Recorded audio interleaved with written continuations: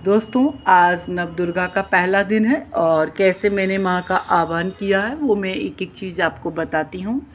इस तरह से आप भी करके माँ की शक्तियों की, माँ की चेतना से आप जुड़ सकते हैं और अपनी चेतना को, अपने जीवन को माँ के अनुसार आप बिता सकते हैं। माँ के दिशा निर्देश के अनुसार आप चला सकते हैं। तो सबसे पहले मैंने ये जो कलश स्थापित किया, इसके नीचे मैंने अक्षत रखा। फिर ये जो माँ प्रकृति हैं, माँ प्रकृति का लिया मैंने। इसमें जो गंगा जल की, गंगा जी की जो मिट्टी है वो भी रखा, कुछ गोबर रखे। अलग अलग प्रकार की चीज़ों से मैंने ये मिट्टी को बनाया था।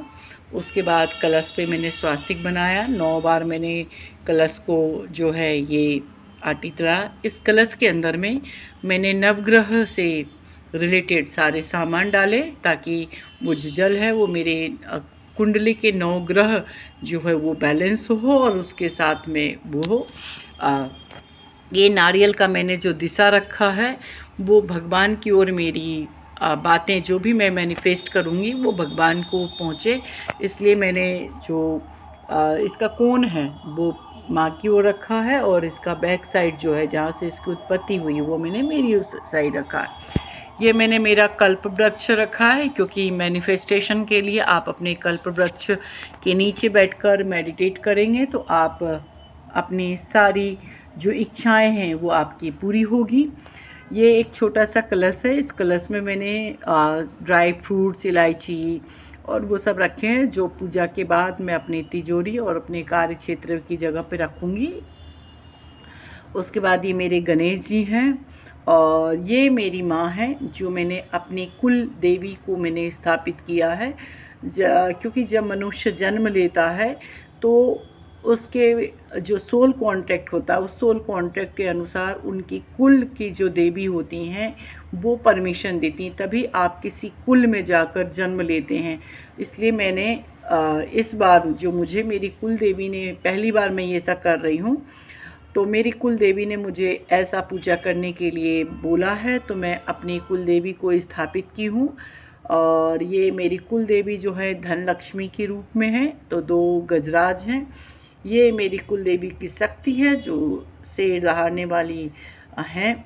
और इस तरह से फिर मैंने ये एक ट्री बनाया जिसमें माँ, जो मेरी कुल देवी, जो मेरी माँ है वो धन लक्ष्मी है, जो मेरे जीवन को प्रॉस्पेरिटी से भरने के लिए आई हैं। तो ये मैंने एक पैसे का पेड़ बनाया है और इसके नीचे मेरी धन लक्ष्मी है। ये मैंने अशोक की पेड़ लगाए हैं, क्योंकि माता सीता की चेतना की जागृति जो है सबसे ज़्यादा जब वो अशोक वाटिका में थी तब हुआ था। उस समय माता सीता ने सबसे ज़्यादा एकांत में रख के साधना की थी। अपनी तप साधना से माता सीता जो है पूजनीय बनी। तो ये अशोक की वो रखी, ये हैप्पी अशोक है।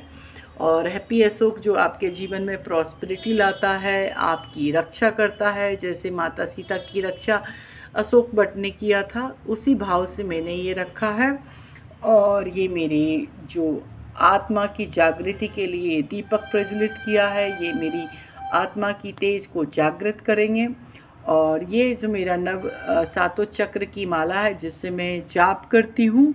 और एक स्पेशल कैंडल बनाई, इसमें आप नीचे देखोगे तो इसमें मैंने लौंग दिया है और तेज पत्ता है, इसमें दालचीनी का पाउडर है, इलायची है और एक और चीज़ है जो मैंने 5 चीज़ों को डाला।